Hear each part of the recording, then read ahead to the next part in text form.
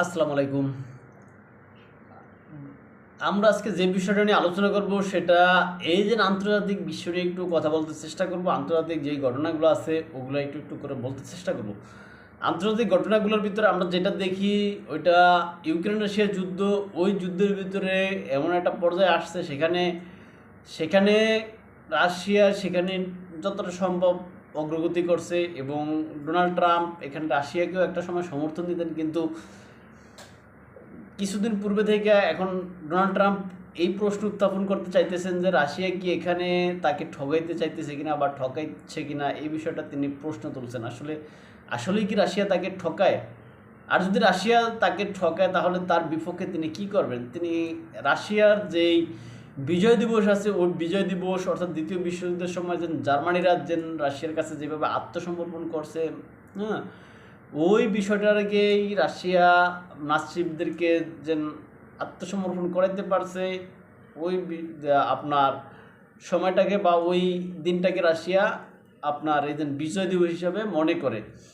এখন আমেরিকা করছে কি, কেন বলতেছে, অর্থাৎ বিশেষ করে ডোনাল্ড ট্রাম্প বলতেছে কিসের রাশিয়ার বিজয় দিবস, কিসের এই নাৎজিরা তাদের বিরুদ্ধে বা রাশিয়ার কাছে আত্মসমর্পণ করছে, অর্থাৎ এগুলো তিনি মানেন না।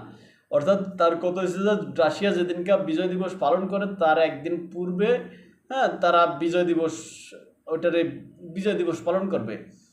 এখন তারা কি এটা করে আসলে কি পাইবেন এখানে রাশিয়ার বিরুদ্ধে, মানে রাশিয়ার যে বিজয় দিবস পালন করতেছে এটার মানে বিরুদ্ধে তারা যেন এই যে যুক্তরাষ্ট্র এখানে যেন নতুন আর একটা দিন ধার্য করে তারা সেখানে বিজয় দিবস পালন করবে এরকম বলতেছে। আসলে এখানে কি রাশিয়ার সাথে যেন আমরা দেখতেছি যেন একটা সমঝোতা ভাব যুক্তরাষ্ট্রের, আসলে এটা কি শুধু আইওয়াস নাকি না? প্রেসিডেন্ট পুতিন যেভাবে নিজের স্বার্থ আদায় করে নিতেছেন পশ্চিমাদের কাছ থেকে, আবার সেম কাজ পশ্চিমারাও পুতিনকে ব্ল্যাকমেল করে নিজেদের কাজগুলা বা নিজেদের মতো করে এখানে সাজায় নিবে, এরকম কিছু নাকি?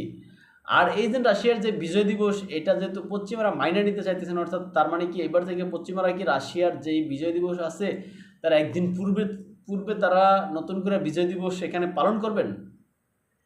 কেননা দ্বিতীয় বিশ্বযুদ্ধে শুধু একমাত্র রাশিয়া একা বিজয়ী না, এখানে আপনার ফ্রান্স বলেন, জার্মান বলেন, ফ্রান্স বলেন, তারপর হচ্ছে গিয়া যুক্তরাষ্ট্র বলেন, তারপর হচ্ছে যে আপনার এই যে চীন, তারপর হচ্ছে কি আপনার যুক্তরাজ্য, এরা সবাই কিন্তু একটা পক্ষে ছিল মিত্রশক্তি নামে।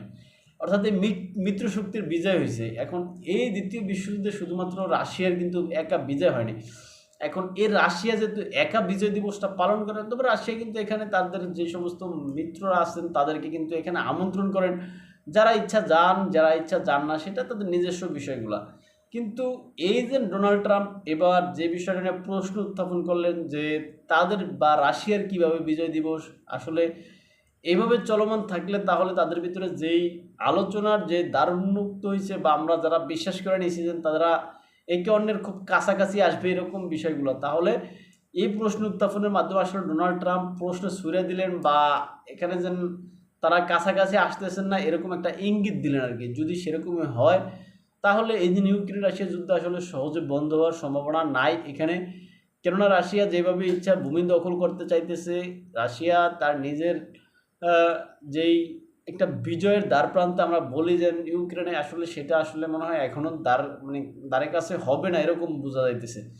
কেননা এখানে যদি যুক্তরাষ্ট্রের সাথে যেরকম একটা সামঞ্জস্যপূর্ণ অবস্থাতে আসার জন্য পুতিন চেষ্টা করছেন, এখন ট্রাম্প যদি এরকম বক্তব্য দিয়া বা এরকম কথা বইলা ওই জায়গা থেকে সরে যান, অর্থাৎ তিনি আরও পিছনে যান গা, সেক্ষেত্রে আসলে তাদেরকে ফিরে আনতে পুতিনের অনেক কষ্ট করতে হবে বা অনেক কাঠখড় পোহাইতে হবে।